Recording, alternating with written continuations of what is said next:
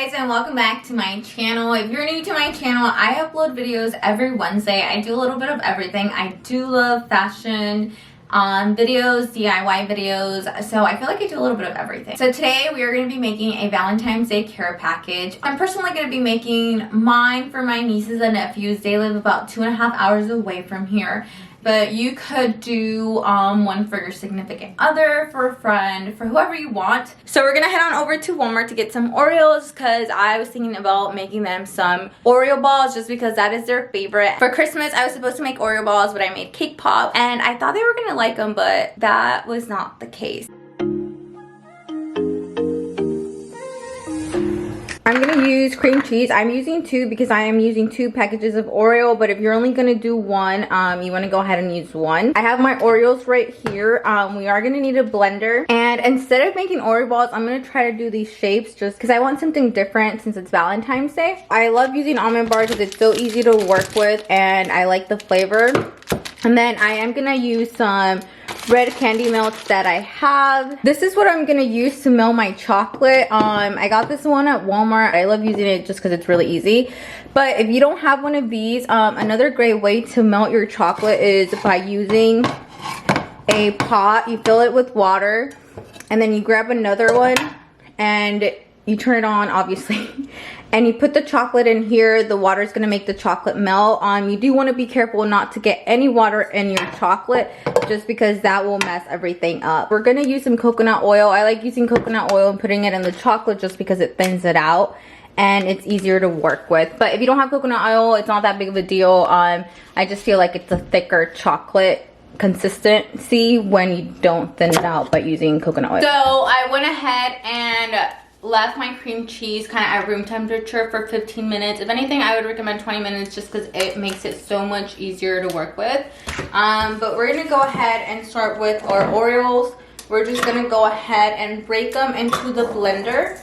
So now that I have a few, I'm gonna go ahead and mix them. If you're gonna use a spoon to mix it, you wanna make sure the blender has stopped moving because you don't wanna get any metal into your mixing. That is very important because it did happen to me once and I had to throw everything away. Okay, so I have my Oreos over here and then I have some of this. This is what it's gonna look like. So it's gonna take us a while. I'm gonna go ahead and pour this in the bowl and then grab some more cookies and just kind of keep doing that back and forth until everything looks like this. So this is what you want your mixture to look like. It's all nice and blended.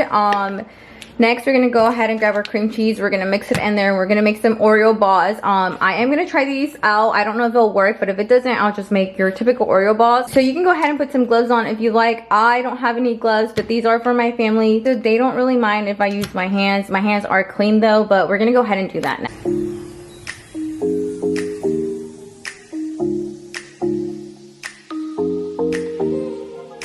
Okay, so this is what you want your mixture to look like. It took some while mixing.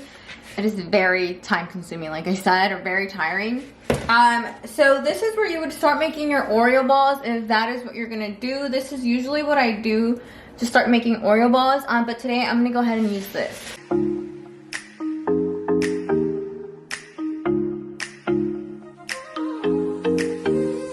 Okay, so now that we have these, we're gonna go ahead and put them in the freezer, and then we're gonna have to keep doing that until we're done with all these because I am hoping that I am able to get them in this shape instead of your typical normal Oreo ball. So I went ahead and left my Oreo balls in the freezer for about 15 minutes, and now I'm gonna go ahead and take them out and put chocolate on them.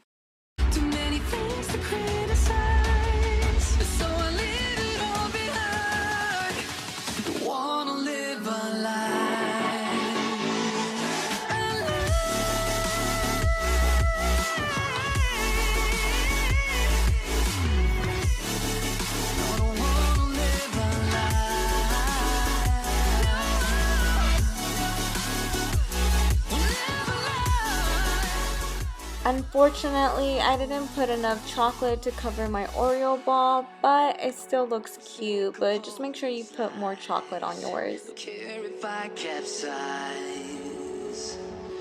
Oh no.